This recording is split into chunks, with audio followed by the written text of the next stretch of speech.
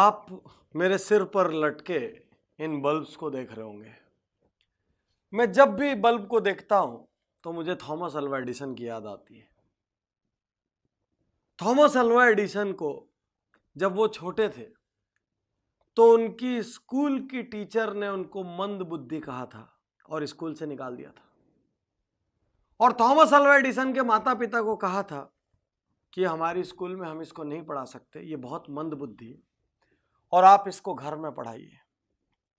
Thomas Alva Edison की मां ने उनकी बात को मानने से इनकार कर दिया और उन्होंने बोला मेरा बच्चा मंदबुद्धि नहीं हो सकता, मैं इसको घर में पढ़ाऊंगी।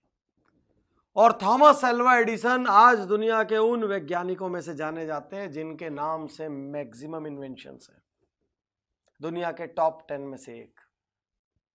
यदि थॉमस अल्वा एडिसन की मां ये मान लेती कि मेरा बच्चा मंदबुद्धि है तो पूरी जिंदगी वो उसको मंदबुद्धि की तरह ट्रीट करती रहती और वो मंदबुद्धि बन जाता। साथियों, इतिहास कौन रचता है? इतिहास वो नहीं रचते जो लोगों की बात सुन के मान लेते कि मैं कमजोर हूं, मैं हीन हूं, मैं नहीं कर सकता, मुझे नहीं आता। इतिहास वो नहीं रचते जो किसी दूसरे की राय के लिए अपने संकल्प छोड़ देते हैं। इतिहास वो नहीं रचते जो कोई दूसरा डिस्करेज करता है, डिसहार्टन करता है तो अपने टारगेट्स छोड़ देते हैं। इतिहास वो नहीं रचते जो कोई उनसे खराब व्यवहार करता है तो वो अपना अच्छा व्यवहार छोड़ देते हैं। इतिहास वो नहीं रचते जो जरा सा टॉर्चर पाके अपना टारगेट छोड़ देते हैं। इतिहास वो रचते हैं जो सहते हैं। इतिहास वो रचते हैं जो खड़े होते हैं। अभी अभी एक शानदार फिल्म आई दंगल, आपने देखी होगी। गीता बबीता, महावीर सिंह फोगाट, कैसे इतिहास रचा। जब महावीर सिंह फोगाट ने अपनी बेटियों को तैयार करना शुरू किया तो पूरे गांव ने मजाक उड़ाया। महावीर सिंह फोगाट ने उनको सुबह सुबह उठाया, उनके बाल कटवा दिए, उनके खाने पीने पे रोक लगा दी, सब कुछ किया। यहां तक कि उनके बच्चों ने उनको दुश्मन समझ लिया। और ऐसा ही कई बार होता है, ढेर सारे बच्चे अपने माँ बाप को दुश्मन समझ लेते। लेकिन एक दिन उनको समझ आया जब उनकी सहेली कहती है कि तुम्हारे पिता तुमको संतान तो समझते हैं कम से कम, इसलिए तुम्हारी फिक्र करते हैं। साथियों, महावीर सिंह फोगाट ने पहले इतिहास रचा, गीता बबीता ने बाद में। महावीर सिंह फोगाट ने वो बीज लगाया, उनको सींचा, बड़ा किया, सारी दुनिया के तिरस्कार महावीर सिंह फोगाट ने कहे।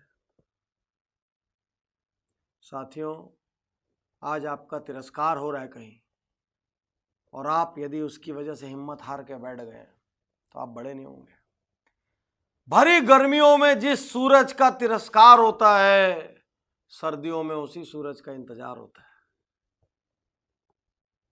याद रखिए, आज तिरस्कार का मतलब आजीवन तिरस्कार नहीं है।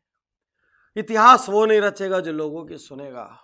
इतिहास वो नहीं रचेगा जो टारगेट छोड़ेगा। इतिहास वो नहीं रचेगा जो हीन भावना में चले जाएगा। इतिहास वो नहीं रचेगा जो दूसरों को सुपीरियर और खुद को इंफीरियर समझेगा। इतिहास वो नहीं रचेगा जो अपग्रेड करने को तैयार नहीं होगा। इतिहास वो नहीं रचेगा जो जरा जरा सी बात पे घबरा जाएगा। इतिहास वो नहीं रचेगा जो सैकड़ों लोगों का अप्रूवल लेगा। इतिहास वो नहीं रचेगा जो इनडिसिसिव है, जो निर्णय नहीं लेता। इतिहास वो नहीं रचेगा जिसके पास विल पावर नहीं है। इतिहास सिर्फ वो रचेगा जो खड़ा होकर लड़ रहा है, क्योंकि जो लड़ रहा है वो गिरेगा फिर उठ खड़ा होगा। जो लड़ रहा है वो हारेगा लेकिन फिर जीतेगा। लेकिन जो लड़ा ही नहीं वो तो जीता ही नहीं, वो तो हारा ही नहीं, क्योंकि वो कभी लड़ा ही नहीं।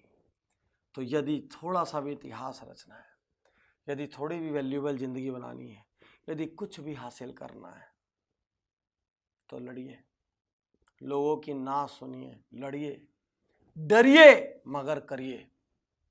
डरना स्वाभाविक है। किसी बड़े काम को करते हुए डर लगता है, किसी संकल्प को पूरा करते हुए डर लगता है, किसी राह पे चलते हुए डर लगता है। दुनिया की बड़ी ऑनलाइन अखबार की मालिक एरियाना हफिंगटन कहती है मुझे बहुत डर लगता है, मैं डरती हूं, because fear is normal, but मैं फिर भी करती हूं क्योंकि उसको करना जरूरी है। डरिए मगर करिए, क्योंकि इतिहास डरने वालों को याद नहीं रखेगा, इतिहास करने वालों को याद रखेगा। सम्मान डरने वालों का नहीं होगा, सम्मान करने वालों का होगा। करिए, कुछ करिए, ये जिंदगी आपकी है। कुछ ऐसा करिए कि लोग आपको याद करें, कुछ ऐसा करिए कि आपको अपने जीने पे गर्व हो। भले ही आपने किसी ने आप पे कुछ भी लेबल लगाए हो, आपके बारे में कितना ही हल्का बोला हो, जब थॉमस एल्वा एडिसन इस बल्ब का आविष्कारक मंद बुद्धि कहलाने के बाद इतिहास रच सकता है और हर टेक्स्ट बुक, हर बच्चा उसका नाम जान सकता है, तो फिर आपका भी जान सकता है।